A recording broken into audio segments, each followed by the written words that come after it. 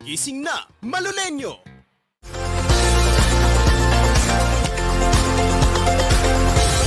Listening to the Malolo City Roving Radio Station.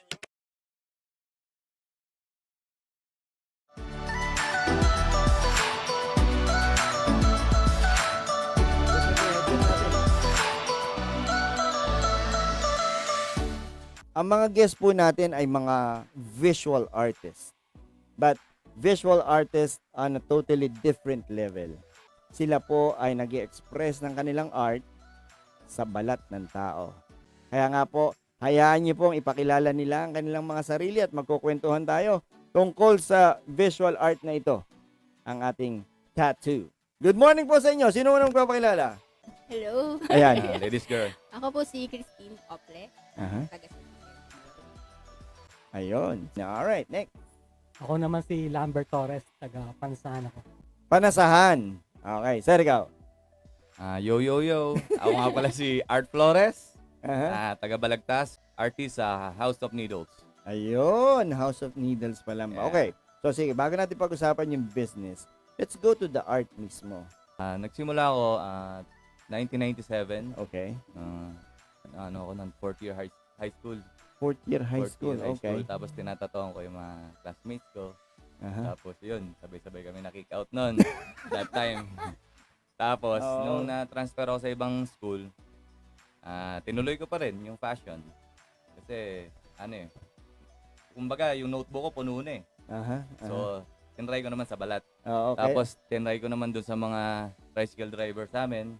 Kasi sila yung nagre-request eh. Oo. Sila, hindi naman ako. Tapos sila yung bumibili ng gamit ko before. Mhm. Yun nga, tulad ng sabi mo, Rotring, Stedler. Yung pauso nun. Tapos, from yung mga sirang Betamax, Oh. yung mga rotary nun, yun yung ginagawa namin. Improvising, Oh, yun ang makina na ginagamit tattoo nyo. gun, Para. oo. Oo. Tapos yung mga dulo ng ballpen.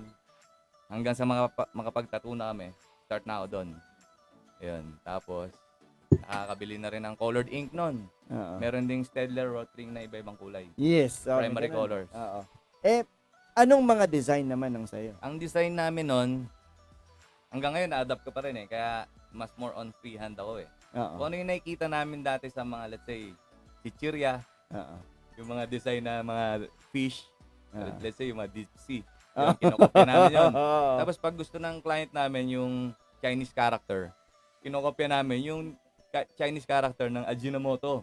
So hindi namin alam yung meaning nun. Basta maganda lang sa paningin, basta masarap. Basta artistic kopya, lang oo. ang pagkakagawa.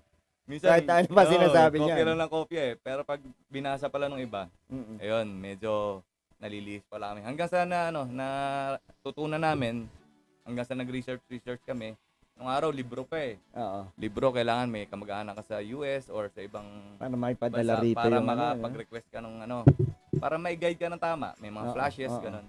Pero ngayon, okay na. May mga YouTube, Google. So, mas Kompleto madali na ngayon eh, no? Tapos, anong taon yung talagang medyo naging maluwag na sa tattoo? 2016, na siya eh. Pero Medyo may na-accept message. na siya eh. Accepted So, naman. pero ngayon, dumating tayo dun sa punto na nawala na yung stigma ng tattoo. Dati kasi, pagka may tattoo ka, galing ka ng, Prison. Kulungan. di ba? Yeah. Yan ang isang malino na indikasyon noon. Kaya, ayaw ng mga nanay at tatay natin noon na magpatato yung mga anak nila. Dahil ano ka beka, nakulong ka ba? Kaya ka magpapatato, di ba? Pero ngayon, naging expression na ito ng sining. Naging isang paraan na ito ng pag-express ng ating mga artist ng kanilang mga art. Usually, ano yung mga design mo? Ngayon, traditional, tribal. Mhm. Pero, nauso kasi depende sa uso. Ngayon, minimalist. Mas mabilis sila ngayon sa masa. Oo nga, yung maliliit, ano? Kasi mas Oo. madaling madaling mag-decide kapag maliit lang muna. Oo, tapos mabilis din matapos. Sa tansya mo, Sir Lambert, ilan na natatuan mo? Libo na. Libo na? Kasi nagsimula ako 1995. Meron Ah, pa, oo nung nga. talagang kalakasan ng tattoo nun. Yung 1995? Oh.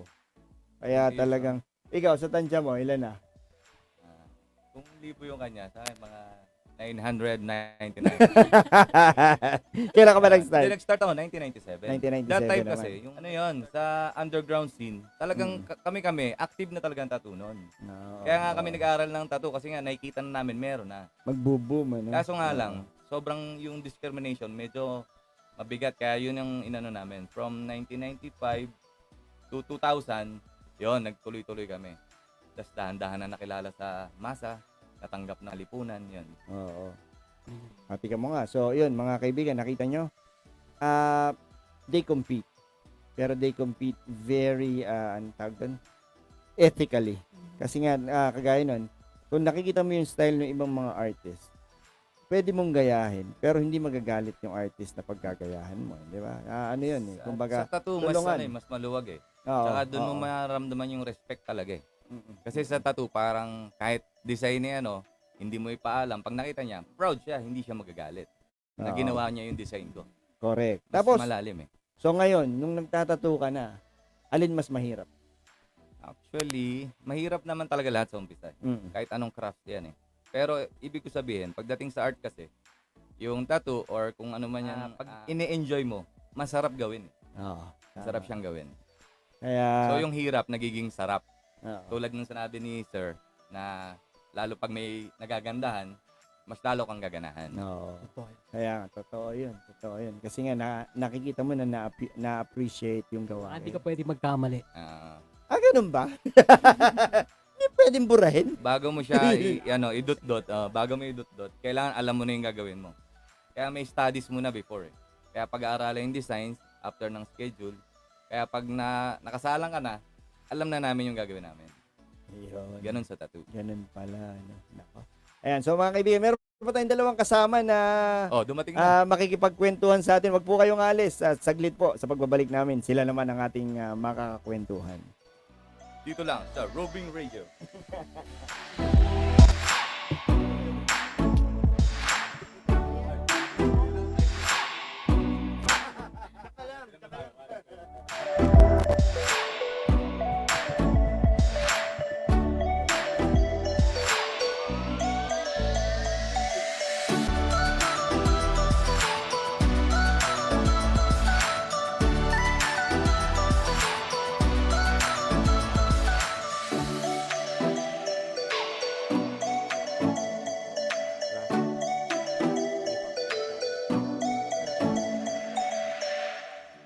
Ang oras natin, 16 na minuto makalipas ang alas 9 ng umaga. Ito pa rin po ang Malolos City Rowing Radio Station. Kasama niyo pa rin si T-Rex sa ating Wednesday edition ng Good Morning Malolos. So mga kaibigan, kasama natin ngayon ang ilan sa mga kilalang tattoo artist na ngayon ay narito na sa Malolos. Pero nakakatuwa kasi dumating na tayo dun sa punto na ang tattoo ay isa na talagang self-expression at pagpapakita ng kaalaman tungkol sa visual art. So, meron tayong bagong kasama ulit. Kagaya kanina, kasama natin si Miss Christine, si Sir Lambert. Ngayon naman, magpapakilala ulit ang bago nating kasama. Sige po, bati kayo. Good morning po. Po si Eugene Baltasar, Aha. taga Malolos, Bulacan. Sam, kasama ka po dito sa Malolos? Grand Royal po, sir. Grand Royal. Gano'n ka nakatagal na tattoo artist? 2010 po. 2010. Alright, so mga 14 years na rin pala, ano? Galing. Sir, ikaw naman. Suot mo yung headset natin.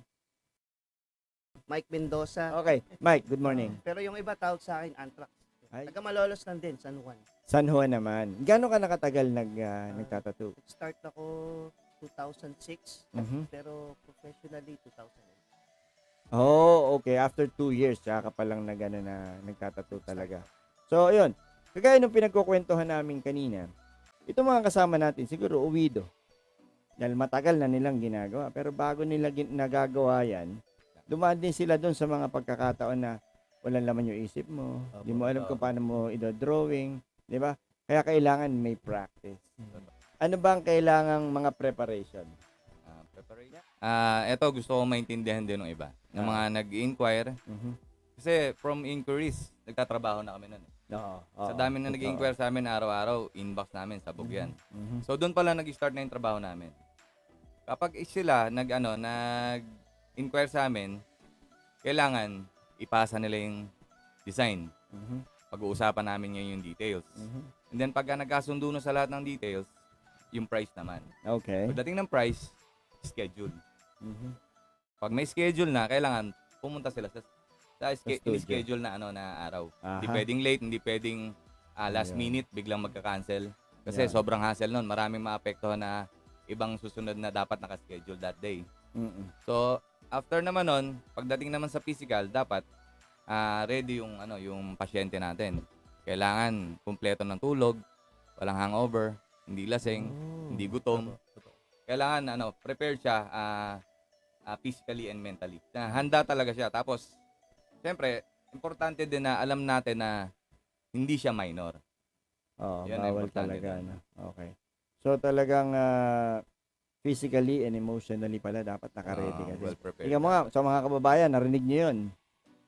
Yung pagpapatato, hindi yan basta, oy, tatuan mo nga ako. Yes. Tatuan mo nga Karin yung mukha ng tatay ko. My point exactly. O kaya, Before kasi ganun. Dati. Ngayon, kailangan namin iset the standards na even pag may client kami, kaya namin ini-schedule sila minsan 2 weeks ahead. At least, Kasi ganun kailangan katagal nila talaga. mag-prepare. Kailangan physically at mentally. When it comes to design, paano nyo pinapayuhan yung mga clients nyo? Yung mga dark skin po kasi, mas inaano namin kasi yung hindi pwede yung colored Oo. kasi po hindi Hindi makikita masyado. Yes, Oh. correct po. I-accept natin yung mga kababayan. Pag medyo Oo. maitim kayo, mahal ang As puti. much as possible. Nagkakaroon black. po kasi ng comparison eh. Mahal yung puting tinta. Di ba yung may mga inquiries tayo na, let's say, ang design niya nasa flash, tapos full color, tapos ang balat niya hindi ganun kaputi. So, i-compare namin yun. Pag yes. sinabi ng client na, gusto ko ganyan na ganyan yung kulay. Apo. Ang sagot namin doon, kailangan ganyan na ganyan din yung balat Balat mo. mo. Ngayon Diba? kasi nagiging basihan nila ng design is tumitingin sila sa Google. Yun. Madalas Yun ang mahirap. picture na siya ng Oo. nakatattoo na sa foreign na tao. Foreign na yung balat pati, So, no? tama. siyempre, Pwedeng kailangan namin ipaliwanag na Hindi ubra sa yan. yung fair, yung skin niya skin nila, is fair. diba? Iba yung skin mo. Pero kailangan ipaliwanag namin na hindi sila ma-offend. Oo. Kami naman, kaya nandito kami nagsama-sama sa House of Needles. Ang purpose namin kasi, para maimulat yung mga tao, lalo yung mga gustong magpatattoo. Let's say, gustong magpatattoo sa akin, tapos yung gustong ipagawa niya is hindi ko porte. Ipapasa ko ngayon sa Yun. co-artist. Yes, yun. Yan, Para isang matuto maganda. sila na Apo. bawat artist may kanya-kanyang porte yan. Tsaka specialty, ano? Pagka Kasi hindi iba mo- pag nagsasalita sila na sabihin, ang liit-liit lang naman yan, bakit ang mahal? Akala nila madaling gawin, hindi na alam. Years namin inaral yon bago namin na perfect. Yan. Kaya maganda na meron ganito. Apo. Para nauunawaan ng mga kliyente nyo. Kaya nga, so, kailangan po physically, emotionally, naka-ready kayo pag magpapatato. Kasi ala na pong balikan yan. Kailangan talaga, yung alam nyong, pag nagtagal, bagay pa rin sa inyo. Di ba? Kaya Kaya- iba talaga pag nagpapatato, kahit alam nilang papangit pagtagal, kailangan talaga merong malalim na meaning or Mhm. relevant sa pagkatao nila. Kasi tulad ng mga memorial tattoo, isa yon sa kahit tumagal ang panahon, hindi ipabubura yon kasi nga. May Kung para sa meaning minamahal talaga. nila, ganun. Wag lang yung mga tungkol sa ex, Ayun, yun. Cancel yun. Yung pala, teka muna. Na-experience nyo na ba na nagkamali kayo? Like, Hindi. Doon sa tattoo. Meron na ba? actually, meron naman. Meron. Pero as an artist, naiweweigh naman Naiweweigh namin yun. yun. Naiweweigh. Nagagawa ng So, paraan. para siyang ano? chess. Sabi nangyayari yun. marami. Yan, di ba? Kahit Yung, sa mga, ah, kahit sa mga foreign na, Siguro wala silang Google sa bahay. Minsan ganun. No? Kahit yung mga dati, marami, mga carpe diem, Ah. nagkakamali doon. Kahit sa alibata nga, sarili na nating Hindi, alibata naman. alibata, maraming nagkakamali Kahit dyan. na sarili natin yan, Kasi hindi naman natin naghahanap ginagamit sila. yan araw-araw. Naghahanap sila sa Google, nag-search sila. Siyempre, computer generated, hindi natin alam kung Pinoy ba yung nagbigay sa kanilang information na Hindi yun. na Magsasuggest accurate. ngayon yun. Ah. Kaya iba pa rin tulad namin, as a tattoo artist, inaral namin ngayon yun. From A to Z. Wala naman Z sa alibata. Wala. Actually, So, bakada hanggang ya ang inaral namin. kahit na ang alibata is, Bye-bye. kaya tinatawag na bye-bye Bye-bye. dahil syllabic siya. Yeah. Kaya kunyari, ang pangalan mo kulang ng isang syllable at consonant yung dulo, pagka binasa yan, meron pa yung karugtong. Actually, ano na Diba? siya. Lagi siyang may kasama ng ano eh. Oo, di ba? Vowels. Kaya kung kunyari yung Tatanggalin mo na lang yon. hindi sa pagbasa na lang naman pagka ano, pero yung symbol naman yata is can be considered. Kunyari S yung huli huli ng pangalan mo. May Merong kasama na lagi siyang A. merong kasama na. SU, di ba? Mm. Merong SA. Ah. So pero ang basa na lang nun lagi is letter S. Conforme na lang sa tuldok nagkakatayo, Hindi, di ba? ano yan. Lahat ng alphabet natin, Mm-mm. lagi may kasamang A. Ayun. Ngayon, magiging sounds U lang siya or O. Depende dun sa Sa kudlit tuldok. na ilalagay Kaya ka mo. tuldok at saka Sa sa sounds kudlit. E or I, depende rin. Ngayon, kung gusto mong patayin yung vowels, matitira yung consonant. E, X or cross mo yung Oo, may maliit na Ah, X. yan. Ayun. So talagang Plus, minus. parang ganun. marami na bang Technical nagpapatatunon ng ganun? Marami. Marami. Oo. Lalo yung mga Pinoy. Kaya gusto ko yung sinabi mo kanina yung pagka Chinese character. Sa Ajinomoto. Ginaya na Ajinomoto. Dati, nagagawa Iba pala namin ibig sabihin natin. Maraming ganun. hanggang sa nauso Chinchansu, nakapagtato rin ng Chinchansu. Nako. Ayan, so mga kaibigan, nahayaan natin sila at sige, Art, kumpidahin mo sila dun sa House of So, Needles. sa lahat ng mga taga Bulacan at pati yung mga taga ibang kalapit probinsya namin na makakadayo dito sa Bulacan, bukas na po ang House of Needles. Dito lang po yan sa Malolos, Capitol View, malapit sa Diversion Road. Anan.